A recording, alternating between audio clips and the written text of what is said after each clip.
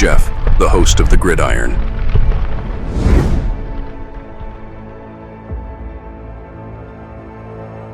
Fourth and goal to go with the 2. 34 seconds left to go in the ball game.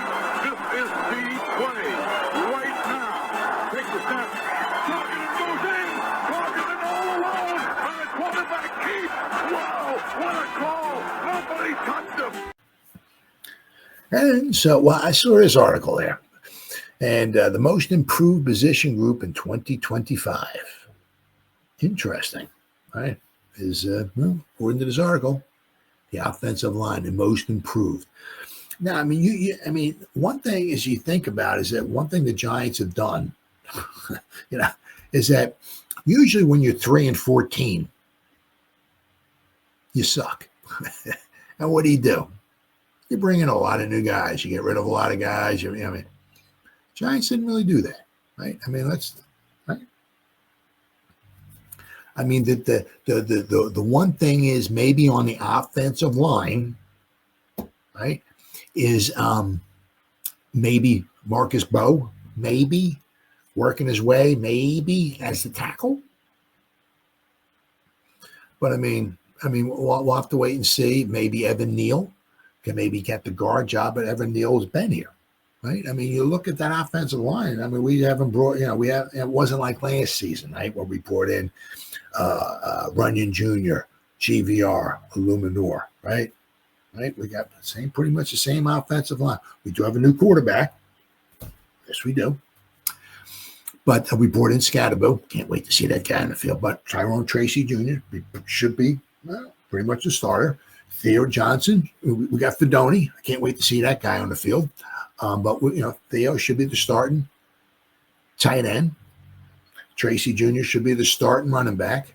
Right? We should have Slayton starting wide receiver.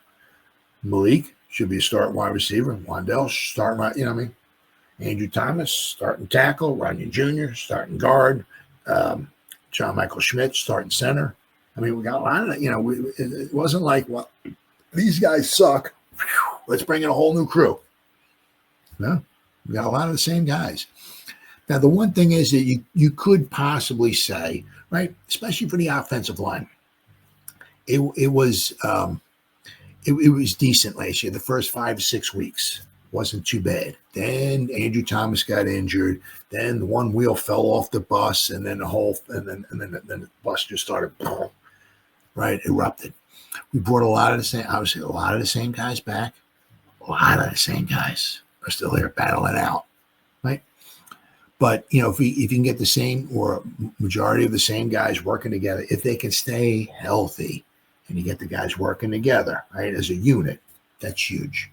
Giants had that the first 5-6 weeks or so. And then, once I said, by the time the season was over with, I think they were tied for first with the most offensive line, combinations. I think it was 10. That's a recipe for disaster here. All right, but so here from the Giants, SI.com, the Giants position unit is most improved in 2025. The offensive line has gone through a transformation over the past 2 offseasons and is now poised to be the most improved unit in 2025. Hey, if they're right, all right, sign me up for that. Because oh my goodness, it's like the one I just hate it, can't stand it. Right? The Giants, for the longest time we needed a tackle. We get Eric Flower, he sucks. We still need a tackle. We need a tackle. We got Andrew Thomas, right? Then you got draft Daniel Jones, and it's like, and then after a year, so no, I think we need a quarterback. Right now we got Wilson, Winston, and Dart. Right, so hopefully we don't have to hear we need a quarterback for a little while. We had one edge rusher, we need another edge. We hear these same things over and over and over. Right, the same thing with the offensive line. Right, when is the offensive line gonna be fixed? So if we're gonna ever hear those words, the Giants' offensive line is fixed. Whew, man, it'd be fantastic. Giants are progressing through the offseason, trying to galvanize a team filled with a bunch of new players. The coaches and support staff are helping all of them to get better as a team, as units, and as individuals. The word for this team is improvement, and if the Giants are to have success this season, it will depend on the growth of various units on the squad. So far, there is one unit that seems to have improved the most, and that is the offensive line. Well, well, let me keep reading this article before I shoot my mouth off here. Andrew Thomas and Jermaine Eluemunor provide the Giants with bookends that they have not had in a very long time. That is not where the improvement comes from. The improvement is tied to what the team has done behind the scenes. They signed James Hudson III, Stone Forsythe in free agency. Both have experience starting and both have played swing tackles. Okay. Although if to be fair, if you look at PFF, right? I mean, these guys are, now once again, I know it's not easy and not like that, but if you look at the PFF grades for these guys, it's not super spectacular. Now, thankfully, we didn't bring either one of these guys in and spend $15 million a year on them either. Okay. But, they do have experience at swing tackles. Now, let's not forget, right? I mean, not saying that Eluemunor wants to be a swing tackle or nothing, but let's not forget Eluemunor last year, right? That was, we didn't pay the guy $7 million a season. I mean, that's not a lot of money. Well, it is to me, but for the most part, it's not a lot of money. Yeah, you got about $7 million worth out of it, right? I mean, it wasn't like $25 million. You're not asking them to be a Hall of Fame or not like that, right? But when Andrew Thomas got hurt, what happened? Eluemunor had to go to the other side.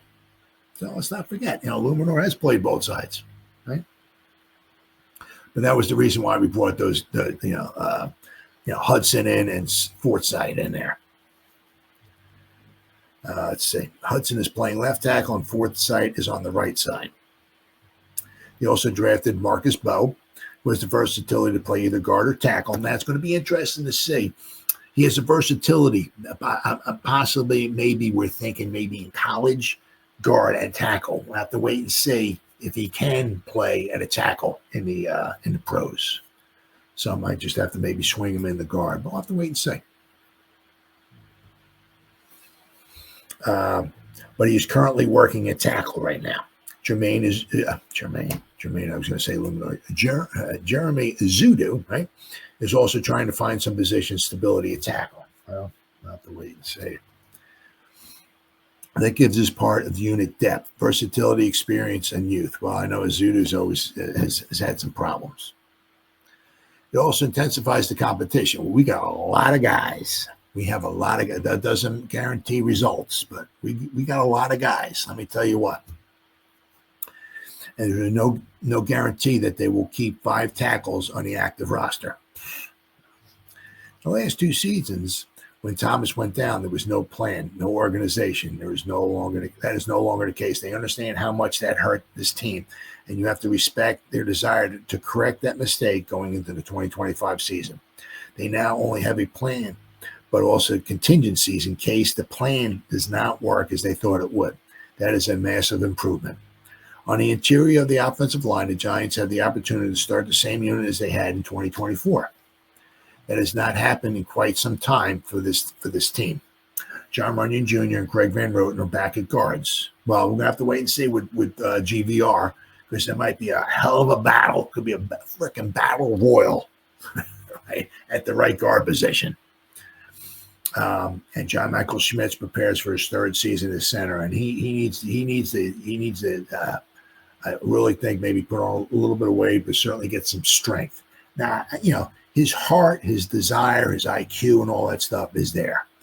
But can he take the pounding? Can he, sometimes he just seems like he's almost on roller skates, right? I mean, some of those bigger, stronger defensive tackle, like a Sexy Dexy, right? Going up against him. He just seems like he gets pushed back into the backfield too much. And for taking the center in the 2nd round, I was just really kind of hoping, to be a little bit better, but we'll see. The intrigue now lies behind those three. Aaron Stinney is back as a reliable veteran backup, and is Austin Schlottman at center. Second-year guard Jake Kubas, who the coaching staff is kind of high on, although he comes from a small school, but they're very high on him.